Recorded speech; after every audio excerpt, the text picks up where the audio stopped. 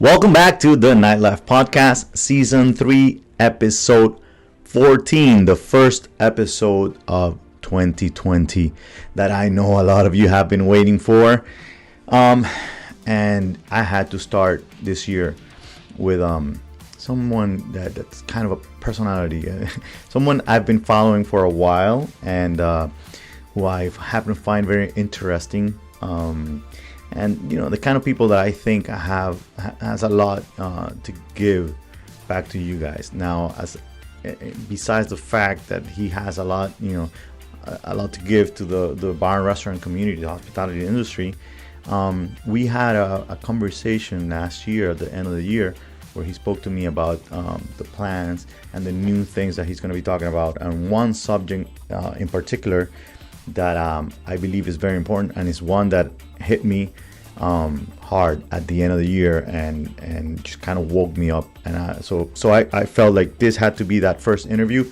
And just without further ado, let me bring this guy in. The Delo. How are you, my man? I'm good, my man. How are you? Good to see that you had time to brush your hair. Yes, I did the old hair brushing today. If you've been following me, you'll notice that half my videos are a little bit of a crazy hair day. So Definitely. You know what? That makes life a little simpler.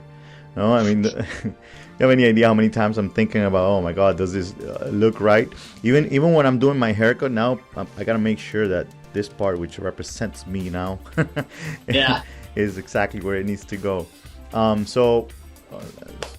Start at the beginning. Why don't you tell the audience, who you are, where you come from, what do you do?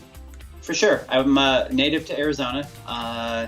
Went to basically went to college out here, and through college I got an internship through Warner Brother Records, and they had a distribution company that allowed me to work into the entertainment industry. So I got to do a lot of cool stuff with bands such as Aerosmith and Van Halen, Red Hot Chili Peppers, Madonna, and those are some of the bigger scale acts. A lot of smaller scale acts that people may or may not have ever heard of. And through that, I got my I got a lot of love in the hospitality and in the entertainment, aspect of life. And so that ended up parlaying into, believe it or not, owning an insurance agency that my dad, he had started about 40 years ago. I purchased it from him about 12 years ago. But instead of just being a regular, everyday, boring commodity insurance guy, I decided to create bar and restaurant insurance.com and just focus on what my passion was, and that's the hospitality industry. Correct. So that is actually how I ended up running into you, was through the bar and restaurant insurance, which is definitely a subject. I think that's one of the first things I said to you is like it's a boring subject. A lot of people hate to talk insurance and even understand it, or a lot of people think they can do without it. I mean, I don't even know the law behind it as to what you're required or not. I mean, there's always somebody else in the business, in our business, that takes care of that part. But I love the fact that you were able to take that and make it interesting, entertaining, as a matter of fact. Thank you. So you have a podcast. What is the name again? What is the name of the podcast? Yeah, podcast, very straightforward. It's kind of like my website. It's Bar and Restaurant Podcast. There you go. All right. Yeah. And what are the subjects you talk about in that podcast? Because I want people here to go get some of that for sure. Yeah, and so the podcast has nothing to do with insurance, has nothing to do with any of that. The podcast is really me interviewing people such as, like you're interviewing me, to tell their stories in hospitality, in entertainment, in the restaurant business, and how they got started, who they are, where they came from, that sort of thing. And then I'll also interviewing other aspects of people that can create some sort of added value, so that people that listen that are in the hospitality industry can maybe take something away from those stories, or maybe from, a really good vendor or somebody that is working to improve the hospitality industry. There you go. So I have definitely listened to a few of those, and it is entertainment. Again, your Thank personality, you. the way that you drive it, and it makes it also more interesting. It's a big plus. So thank you for that. Thank you. Now, the subject that we talked about at the end of the year was has to do with fitness, health in general in the industry. Right. You know, and it is something that touched me because I have actually decided to start taking care of myself not too long ago. I mean, I've lived, not that I've lived a life that has been, you know, awful, off the charts, going crazy, and you know, or like drugs and alcohol and all this, you know, whatever. But I have been one of those that believed that there was no time to actually take care of, you know, myself or anybody that's in the industry due to the times, you know what I mean? For example, the schedules, the hours that we operate, and you know, the drinking and the food that we, you know, it just everything that we are around. Yeah. Most of the time. So what drove you into getting into that side? Well, so as a kid, I always grew up. I was one of those kids that would, you know, be down in the basement with the cement weights back in the day when they were wrapped in plastic, and I always wanted to, you know, be Arnold Schwarzenegger. I grew up in that. I grew up in that era, you know, between the '80s rock bands and, you know, you're a Star Wars lover, so you know. Yeah, the Predator movies and all that stuff. So you always, you know, as a kid, you're just like, oh, I want to be ripped, you know, I want to have all these muscles, and I got into, you know, health and fitness at a rather young age, and my dad, who's, you know, he was a bodybuilder and still is actually at 71. My dad's still competing, and you know, my mom's always been in great shape, and so I've had it always in my blood. You know, when I was young, I would run races, and I always competed not just with, you know, others, but within myself. So there was always an attraction to fitness and to health and all that first. And if you don't have health, you know, day in and day out, then it can really limit your ability to be as great as you can possibly be, not just for yourself, but for others. Right. So as I got more and more into, you know, out of college and then more and more into the hospitality industry, you know, I've owned 13 restaurants myself as well. So I've been ingrained into that culture quite a bit, and that culture can be very detrimental to one's health, just because, you know, when you're in your 20s, you know, maybe even early 30s, you just you feel invincible, and you don't realize the amount of damage that you are doing by overindulgence of certain things. So you know, my whole aspect of things, as I got over my really, you know, alcohol stints and staying up late and eating like crap because of the alcohol stints and all that, I mean, I got really bloated and just sickly. And I didn't even realize how bloated or how sickly I was until I could revert back and look back, you know, when I was, you know, before all that time and how I felt. And then I started working out a little bit and getting in some good shape. And all of a sudden I started having these energy levels that were amazing. So was there like an aha moment where it all switched? Yeah, the aha moment was when I turned 40, and I had recently I'd been with my wife of now. I'm 45 now, so we've been together a good 6.5 years. But when I hit 40 and I could really start feeling stuff, just looking in the mirror and just being like, what wobble when stuff started to wobble. Yeah, that and the fact that, you know, a lot of my behaviors were not, how do I say, one of a man that now has a family and people to, you know, help take care of and do all that. I realized that wasn't who I was, and I was like, I got to get out of this. Correct. 100%. I'm standing with you. So for me, kind of, it has a lot to do with that. Not just my wife, but the kids. You know, it's realizing that you know, like, here I am trying to wake up at noon, and I, you know, wasted half their day already waiting for me to get up so that we can go do something, whatever, that kind of thing. You know, and I realized I missed so much. I mean, I'm glad I caught it so soon. I mean, that my eldest is 6 years old. I got 3 of them. But yeah, definitely it was one of the things that drove me into making some changes. Now, the part where I'm more interested in now is how do you go from realizing, okay, I got to do something about myself, onto now I have to do something about helping others too. Mm-hmm. Yeah.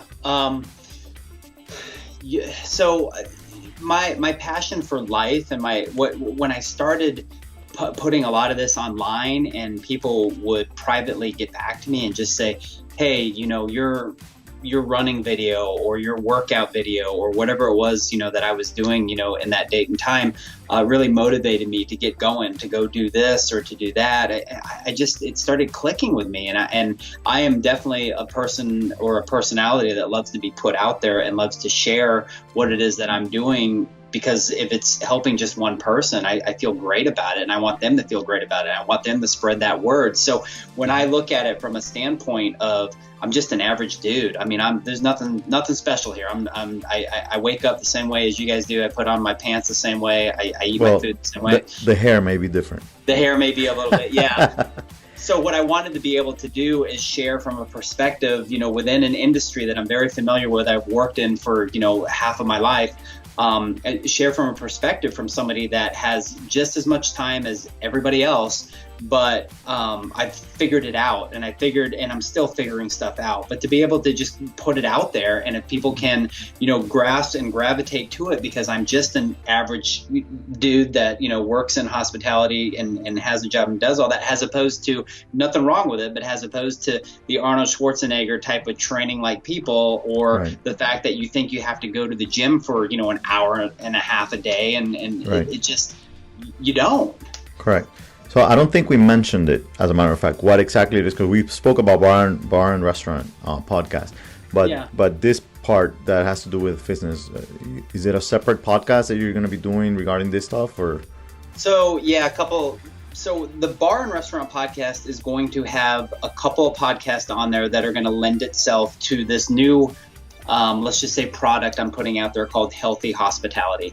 And Healthy Hospitality, when I say product, all it is right now is a community that I am creating for anybody in the hospitality industry or any other industry. I'm here to help anybody that wants to be a part, to gravitate to be a part of, and for me to give, added value to these people, whether it be, people that can help them on yoga moves or mindful meditation or workouts or mobility or eating. So all of that right. stuff are tools that I'm putting together to put into this community that people can join.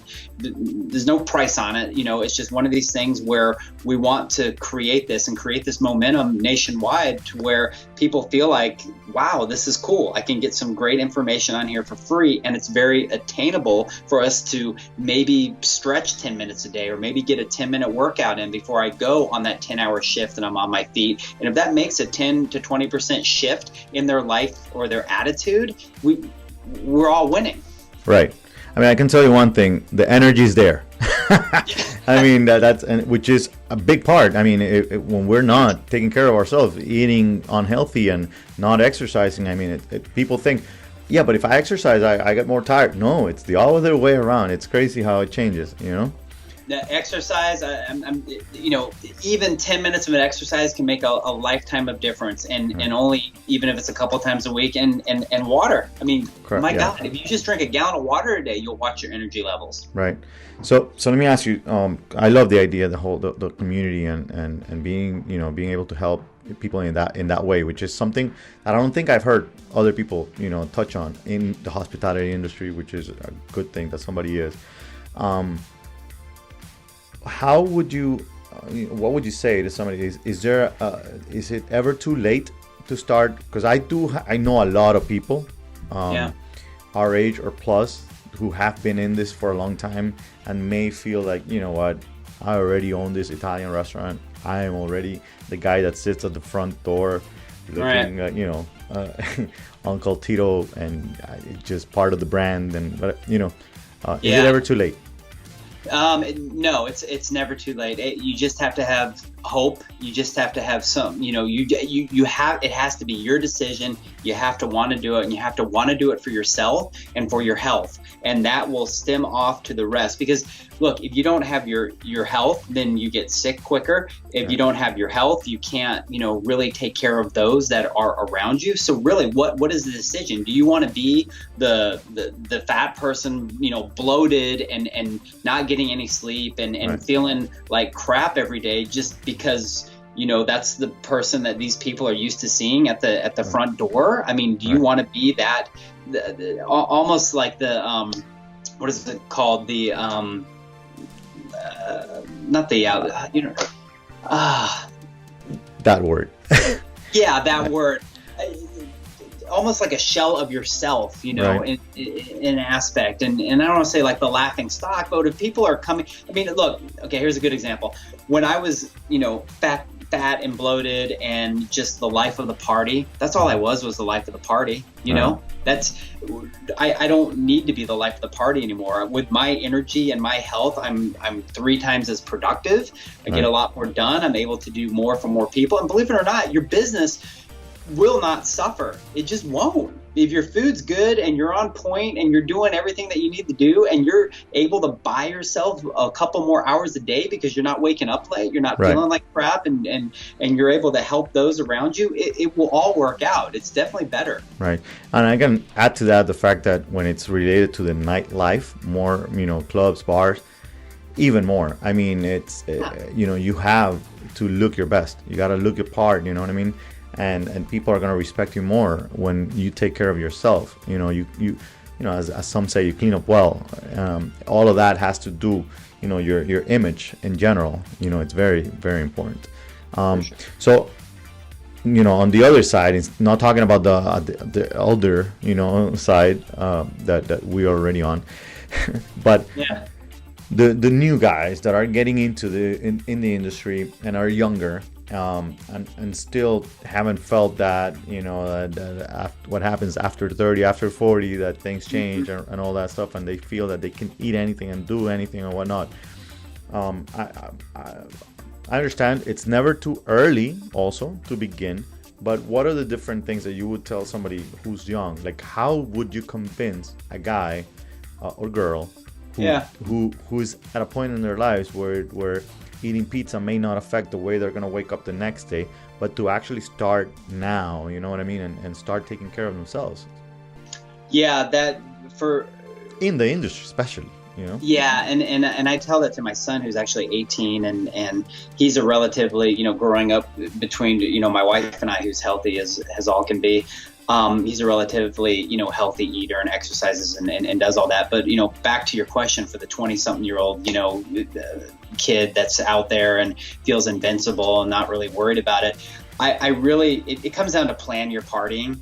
Okay. Mm-hmm. So, there's really not a need to have to party every single night and not get your sleep. And I get it. I mean, this is not like, oh my God, stop doing everything you're doing, shut down your life and the supposed fun that you're doing. Look, I love the hospitality industry. I love what it has to offer in the sense of community. I mean, booze is not the devil, it's something that people partake in and they enjoy. And I get that, but I hate to, keep using an overused word, but it's the best word for it. It's called balance. And it's just figuring, even at a young age, how you can start to create those healthy habits within yourself so that you do have a sense of balance. And then as you get older, it's not quite the crutch that you've, created all the way to where, you're 40 and it takes you even longer to get there. So, if you can just really balance out your nights and your days and plan your partying. It's like, okay, you know what? I got to work, a 3-day, 10-hour shift or whatever. Maybe I don't go out after that, second day shift after being beat up from the day before and drink with the guys and girls. Maybe I just kind of do these 3 days, and maybe on my last day I reward myself with a little bit of a night out, knowing that I have a day to kind of, get the extra sleep in and not have to rush to work. Right.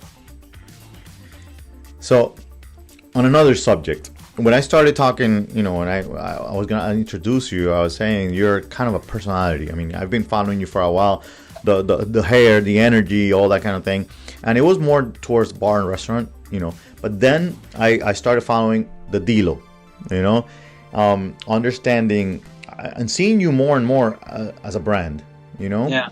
Why don't you tell us a little bit more about what is the plan? What is the goal? Where are you going with that? Yeah, what I wanted to do is, as I get to this, this phase in my life, and the aspect of the business that I do in insurance is doing very well, and it's a referral basis, and I'm really good with that. But moving further, I want to keep making a difference and really create, again, that community that we talked about earlier. So I set up a new website, and it's iamthedelo.com. We'll be doing a full launch on that. We have a whole 8-minute video, about me, a day in my life, and the basically the campaign that we're going on to get people, in the hospitality arena involved and excited, and for me to be a conduit or somebody to listen to others about what they're going through, and to be very helpful and very responsive. I love, giving any advice or anything that I can back to somebody that may be in need, and then putting out a lot of material every day, just putting out material within my normal everyday life. And if it's something that again, I do a lot of running, so after I run, a lot of just stuff will come to my mind and I'll just blurt it out right on social media. And so I'll be doing little individual 5-minute podcasts even on my website, and I want the website to be something where people can come and they can share with me what it is that they're doing, and how, if they have questions and stuff like that, and just create something that's of positive value, all about love, and just, a community. And yes, I am the Delo because my last name's Delorenzo, and everybody's called me Delo. So. Yeah, I don't think we ever even said your actual, David Delorenzo, the whole name. Yeah. But that's, the whole idea. I actually I saw her, Delo yesterday, and we were, and with her husband, A-Rod. I'm like, it's funny how they, you know what I mean? And when I was saying Delo at the beginning, I'm like, that's the direction you're going. You know what I mean? 100%. It's easier to remember too. No, it makes sense.